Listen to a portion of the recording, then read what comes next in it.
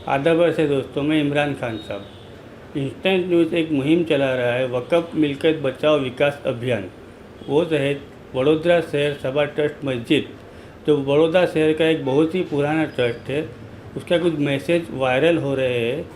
तो वो सिलसिले में हम बड़ौदा शहर सभा ट्रस्ट के एडवोकेट शौकत इंदौरी से बातचीत करेंगे कि ये क्या पूरा सिलसिला है, क्या मामला पूरा चल रहा है। जी इमरान भाई, आपने जो सवाल किया है कि अभी कुछ दिनों से एक सोशल मीडिया पर ख़ास करके व्हाट्सएप पर एक मैसेज वायरल हो रहा है, जिसमें वडोदरा शहर मस्जिद सभा के सिलसिले में बहुत सारे सवालात किए हैं और कुछ चीज़ें जो है वो रखी है। तो इस सिलसिले में आपके सामने और बड़ौदा की जनता के सामने ये बात रखना चाहूँगा कि वडोदरा शहर मस्जिद सभा बड़ौदा शहर की एक बहुत पुराना वक़फ़ है और इसकी बहुत सारी खिदमात जो है वो बड़ौदा को उसने दी है। फ़िलहाल इस वक्त जो ख़ास करके जो मुद्दा है वो उस सिलसिले में ये बताना चाहूँगा कि बड़ौदा में 200 से ज़्यादा वडोदरा शहर मस्जिद सभा की मिलकतें हैं, जिसमें दुकान और मकानात वगैरह हैं।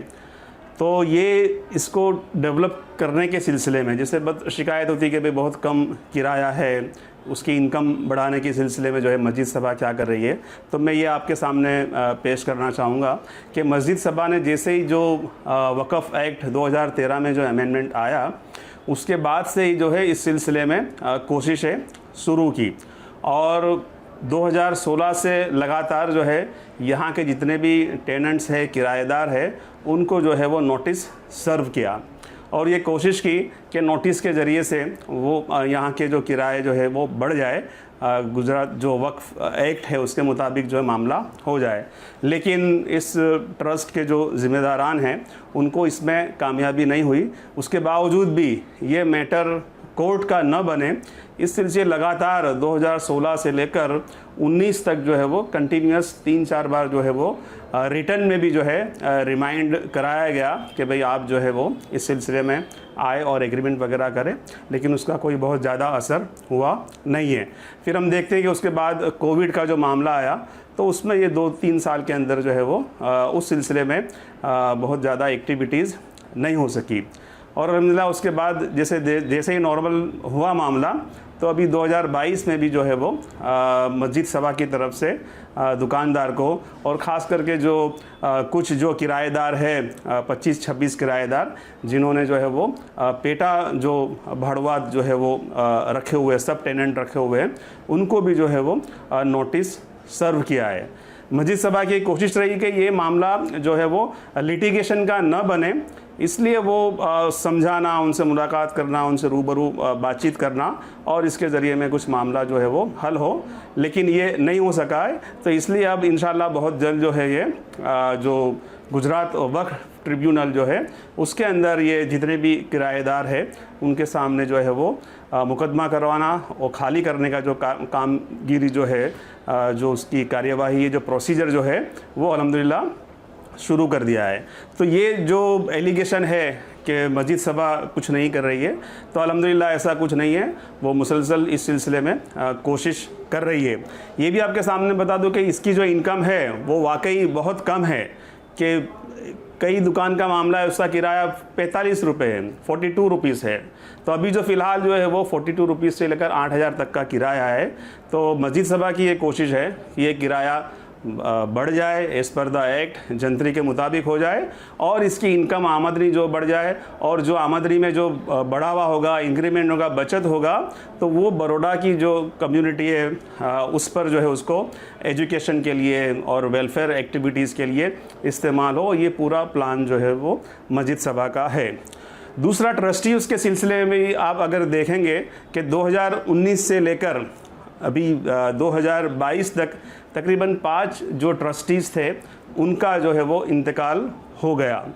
तो वो जगह पूर्ण करने के लिए जो है वो एज़ पर द जो बायलॉज और जो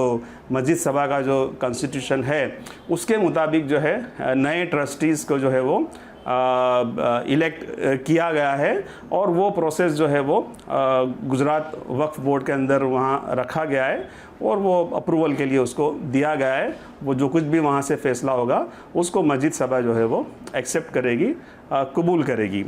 अब इस सिलसिले में दूसरा डेवलपमेंट के सिलसिले में भी जो है वो मस्जिद सभा के जो ट्रस्टियान है वो काफ़ी फ़िक्रमंद है और मस्जिद में और दूसरी जो भी प्रॉपर्टीज़ है उसको डेवलपमेंट करने के लिए ही ये जो बाकी जो ट्रस्टीज़ थे उनको जो है उनकी जगह जो है पूर्व की है। तो इंशाल्लाह ये डेवलपमेंट भी होगा और ये किराए की जो है इनकम भी बिल्कुल बढ़ेगी। तो हम बड़ौदा के जनता से ये अपील करते हैं कि अगर कोई भी शख्स, कोई भी आदमी जो है इस सिलसिले में अगर कोई गलत इन्फॉर्मेशन आप तक पहुंचाता है तो उस पर आप तवज्जो न दें। जो कुछ भी आपके पास कोई शिकायत हो, कोई मशवरा हो, कोई एडवाइस हो, आप जो कुछ भी इसमें कुछ कंट्रीब्यूट करना चाहता है तो मस्जिद सभा के जो ज़िम्मेदार है, ट्रस्टी है, उनसे आप मुलाकात करिए। दूसरा, हम ये मस्जिद सभा ये भी अपील करती है कि भाई जो कुछ भी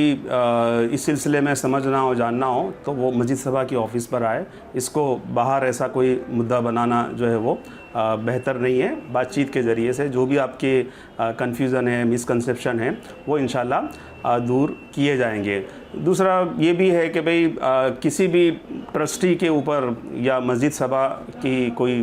बदनामी हो या डिफेमेशन हो, ऐसी कोई एक्ट, ऐसा कोई काम न किया जाए। अदरवाइज़ मस्जिद सभा जो है वो लीगल कार्यवाही उन पर की जाएगी। देखिए, जो नोटिस का मैंने आपको बताया, ये आप इसमें देख सकते हैं कि ये 2016 में जो है ये नोटिस जो है सर्व की थी, नोटिस बजाई थी जो किराएदारों को। इसका भी लेकिन जो कॉपरेशन मिलना चाहिए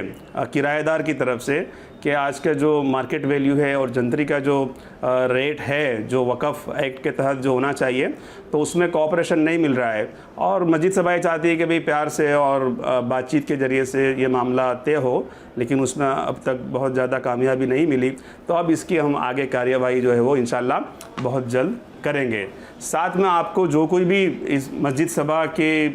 प्रॉपर्टीज़ के डेवलपमेंट के लिए उसका कैसा इस्तेमाल हो, यहाँ पर उसका फ़ायदा कम्युनिटी को हो, एजुकेशन के सिलसिले में हो और दूसरे प्रोग्राम के सिलसिले में हो, तो आपके मशवरे, आपकी तजावीज़ जो है वो हमेशा जो है वो वेलकम है। और आप जो कुछ भी कंट्रीब्यूशन फ़िज़िकली भी आप देना चाहते हैं तो मस्जिद सभा के ज़िम्मेदारों ने ये एतमाद और उन्होंने बिल्कुल ये कमिटमेंट दिया है कि वो बिल्कुल सबको साथ लेकर जो है वो इसका डेवलपमेंट करेंगे। जी शौकत भाई, आप वक़फ़ बोर्ड के अच्छे खासे एडवोकेट वकील हो, काफ़ी केसेस लड़के हो वक़फ़ बोर्ड के, वहाँ पे काफ़ी आना जाना रहता है आपका। तो हम देखते हैं कि बड़ौदा शहर, बड़ौदा ज़िला में ऐसी ट्रस्ट की काफ़ी मिलकतें हैं जहाँ उस मिलकतों का किराएदार बहुत ही कम किराया देते हैं। ऐसे हालात में ट्रस्टी क्या कर सकते हैं?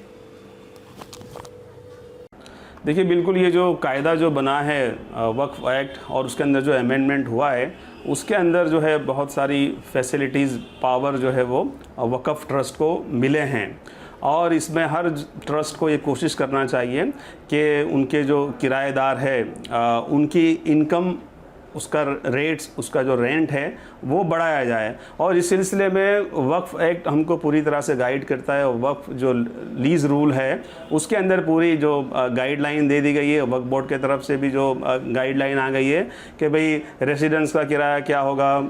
कॉमर्शियल का किराया क्या होगा, ये सारी चीज़ें। तो ज़रूरत ये है कि इनिशिएट करें, एक्शन लेना है उनको, काम करना है उनको, नोटिस देना है उनको। और फिर बाद में अगर वो न मानते हो, हमको कोशिश करें कि हम ये लिटिगेशन का मामला न बने,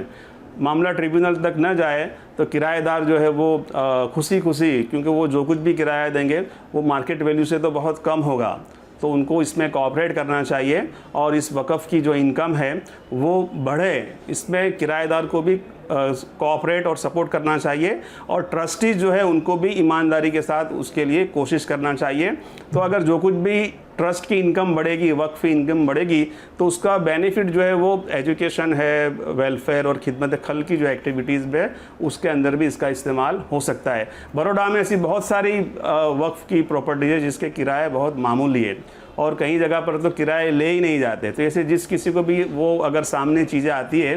तो एक आम आदमी भी इस क्वेश्चन को जो है वो रेज़ कर सकता है और करना चाहिए। तो इसमें जो कुछ भी कोऑपरेशन होगा वो प्रोवाइड किया जाएगा।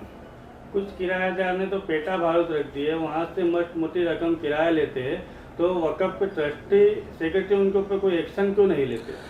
नहीं, ऐसा भी नहीं होता कि एक्शन नहीं लेते। जैसे अभी मस्जिद सभा का आप देखिए कि इन्होंने यहाँ पर मस्जिद सभा ने जो 2016 से लगातार कोशिश कर रही है, लेकिन जो किराएदार होते हैं वो समझते हैं कि हमारा कुछ नहीं हो सकता, हमें कोई हमको दबाव नहीं कर सकता और हमारा कोई चीज़ों में हमसे किराया बढ़ ही नहीं सकता, हम पुराने किराएदार हैं, हम बरसों से रहते हैं, तो ये चीज़ें नहीं चलती है। अगर वो किराया जो है एग्रीमेंट नहीं करते हैं, किराया अगर इंक्रीमेंट के लिए तैयार नहीं होते हैं, तो वो एनक्रोचर है, वो दबान करता है और ट्रिब्यूनल जो है उनको खाली करने के लिए भी जो है वो मजबूर कर सकती है। तो इससे बेहतर है कि किसी भी चीज़ को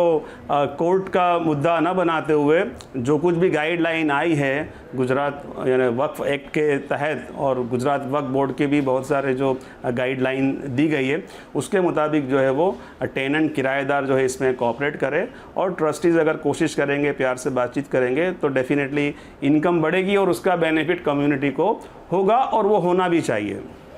कुछ बार देखा जाता है कि ट्रस्टी कुछ कोशिश नहीं करते, तो आम पब्लिक, आम जनता क्या कर सकती है कि किराया ट्रस्ट की मस्जिद का मिल्कियत का बढ़े? ये इस सिलसिले में जो आम आदमी है, समझो जो ट्रस्टी नहीं है, तो अगर उनके जहन में कुछ चीज़ आती है तो वो खुद जो ट्रस्टी है, जो ट्रस्ट के जो जिम्मेदारान हैं, उन तक बात रखे, उनको भी कोऑपरेट करे और उसके साथ में उनका साथ दे तो बिल्कुल वो तैयार होंगे और उनको एक ताकत मिलेगी तो बिल्कुल वो आगे बढ़ेंगे। उसमें आप खुद जो है वो उनके हेल्प मुआविन बन के जो है उस ट्रस्ट की जो है इनकम बढ़ाने में अपना रोल प्ले कर सकते हैं। जी शौकत भाई, बहुत बहुत शुक्रिया आपका, जो आपने बहुत अच्छी माहिती दी। સાચી અને સચોટ માહિતી માટે ઇન્સ્ટન્ટ ન્યૂઝ ચેનલને સબસ્ક્રાઇબ, લાઇક અને શેર કરો।